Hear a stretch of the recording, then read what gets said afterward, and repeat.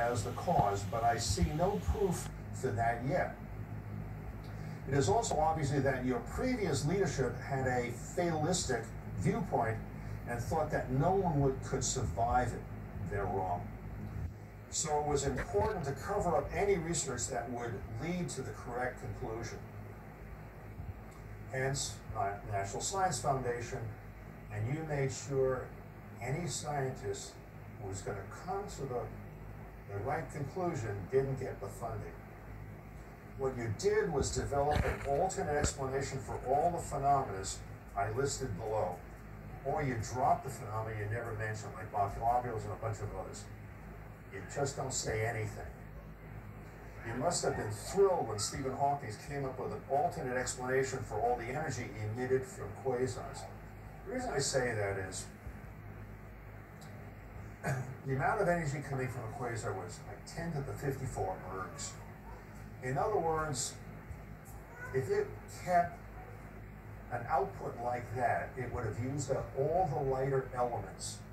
Remember the hydrogen, helium, oxygen, stuff like that. There wouldn't be any of that stuff because it would have all been used up as energy for this quote-unquote nuclear fuel, which is obviously totally wrong.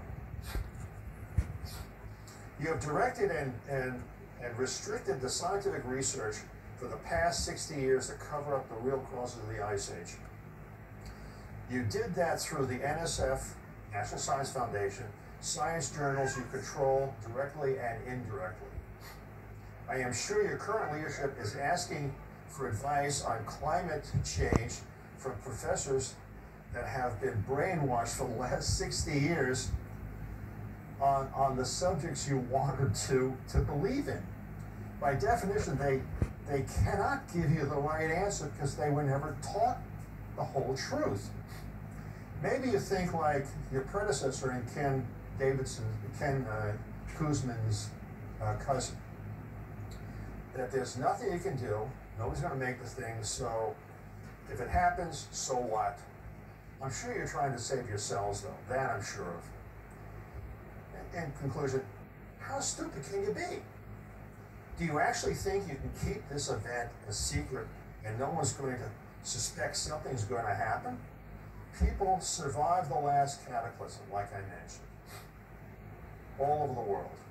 I don't know exactly how they did it, but they certainly did do it. You can survive this event, and I'm sure your leadership doesn't have a clue what to do to save themselves. Well, Moon will tell everybody something terrible is going to happen, and you cannot hide that.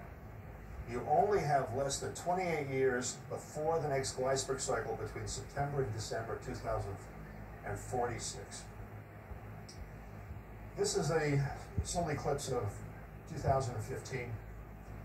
And the sun was already a little bit bigger than the moon. Remember, we were all taught the moon is supposed to cover the photosphere and then perfectly to see the corona. This is the one from the last one, February 26, 2017. There's the moon, really heavy filter. Here's the sun. Eventually, this thing's going to be a white sidewall tire. No matter how dumb you make the people, they're going to know something terrible is going to happen. Besides, they're going to be linked to the hotter weather, more hurricanes, more tornadoes. You're going to know something bad's going to happen. You can't keep it a secret. Diehold Foundation is a 501c3, like I said, a science foundation. Take contributions to continue our research, to hire basically geologists to do some more of the research, and also what to do and what side of the Earth is going to be facing the next nova. Because this thing's going to happen. Like I said in one of the videos on the 11th code system, Moses' 10th code system, there was 11th that was God's. The Torah actually gives an exact month, the day, and the year for the next reversal. I'm not kidding. It was dead center between September and December 2046. I can't make this stuff up. I'm not that creative. Anyway, thank you for listening.